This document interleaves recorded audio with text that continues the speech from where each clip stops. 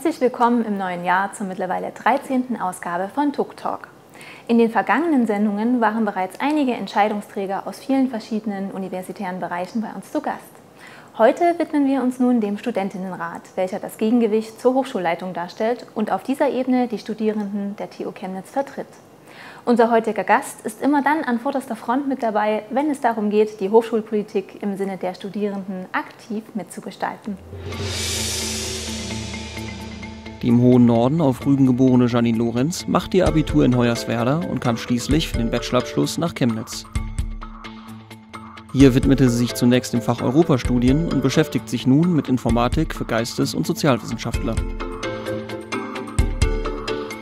Neben ihren Erfahrungen in der Interaktion zwischen Mensch und Computer agiert sie jedoch auch als Vermittlerin zwischen Studierenden und Universität. Als Mitglied des Studentinnenrates und des Referates für Hochschulpolitik setzt sie sich aktiv für die Interessen und Belange der Studierenden ein. An genügend Durchhaltevermögen oder Optimismus mangelt es ihr auf jeden Fall nicht.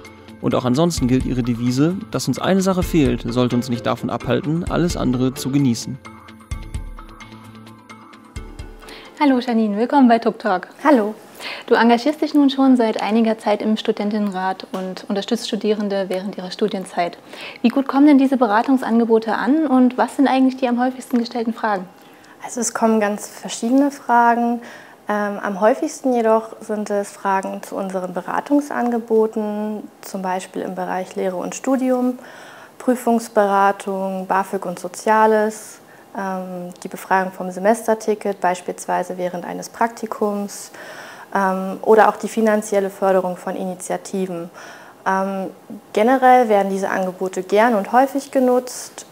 Für einige Anfragen, zum Beispiel zum Semesterticket, gibt es Stoßzeiten aufgrund der Fristen, aber ansonsten ist das übers Semester verteilt doch recht ausgeglichen.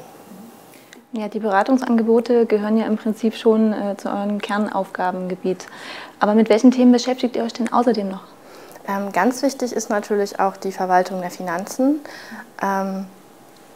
Außerdem haben wir Gremienschulungen, beispielsweise Seminare für Studienkommissionen. Diese Angebote richten sich nicht nur an die Studierenden, sondern auch an andere Angehörige der Hochschule.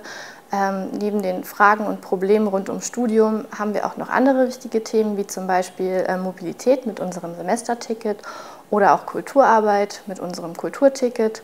Und ein weiterer wichtiger Punkt ist die Hochschulpolitik, nicht nur an unserer eigenen Hochschule, sondern auch in Zusammenarbeit mit anderen Studierendenvertretungen, beispielsweise im Rahmen der Konferenz sächsischer Studierendenschaften, bei der wir eine landesweite Interessenvertretung gewährleisten können. Ja, das heißt, der Studentinnenrat wirkt auch aktiv an der Hochschulpolitik mit und es besteht im Prinzip eine gute Zusammenarbeit mit dem Rektorat. Um welche Themen geht es denn dort aktuell? Genau, aktuell ist die Zusammenarbeit mit dem Rektorat wirklich sehr gut. Wir treffen uns in der Regel mindestens nach den Senatssitzungen mit dem Rektor und dem Prorektor für Lehre und Internationales. Und es geht dabei um Themen wie zum Beispiel unser Kulturticket, aktuelle hochschulpolitisch relevante Themen, die Einführung oder Ausgestaltung des Diploms und auch Probleme in der Mobilität, wie es aktuell mit der Anbindung an den Erfenschlag aussieht. Ja, das Thema Erfenschlag ist ja seit jeher sehr schwierig. Nun gibt es da zwar eine neue Busverbindung, aber die fährt eben nur im 30-Minuten-Takt. Das heißt, die Situation hat sich für die Studierenden eigentlich eher verschlechtert als verbessert. Inwiefern kann denn hier der Studentinnenrat eine Lösung finden? Es gab aktuell Gespräche mit der CVAG. Man arbeitet aktiv an einer Verbesserung der Situation oder einer Lösung der Situation. Vor allem möchte man die Taktung der 73, die zum Erfenschlag fährt, verbessern. Zum anderen ist jetzt weniger relevant für den Erfenschlag, aber trotzdem eine Verbesserung. Arbeitet man noch an der Optimierung der Ringbuslinie vom Kassberg kommend. Besteht aktuell noch vor dem Campus ein längerer Aufenthalt. Das ist für die Studierenden, die zum Campus wollen, ein bisschen nervig. Man möchte diese Pause eigentlich weglassen. Das ist momentan noch ein bisschen problematisch aufgrund der Baustellensituation in Chemnitz. Alles in allem muss das aber noch durch den Stadtrat. Das heißt, wir rechnen frühestens zum Sommersemester mit einem Ergebnis in der Angelegenheit. Ja, aber gerade bei solchen Themen läuft ja die Problemlösung nicht immer ganz reibungsfrei ab.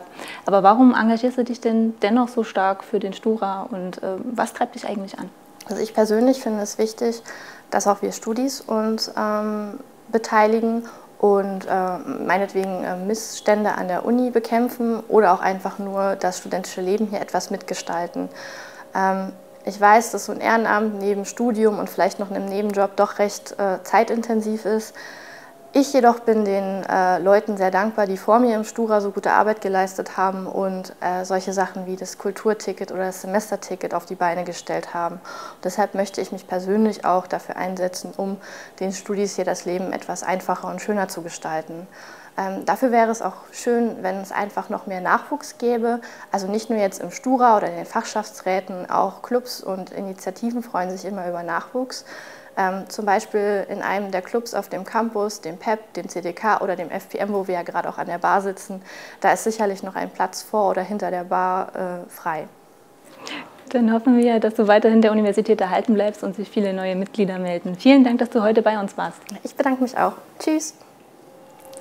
Im Februar geht es bei uns mit den Belangen des wissenschaftlichen Nachwuchses weiter. Wir sprechen mit dem Rektoratsbeauftragten für Nachwuchswissenschaftler und Nachwuchswissenschaftlerinnen Dr. Jens Teuscher unter anderem über Finanzierungs- und Betreuungsmöglichkeiten von Promotionsvorhaben.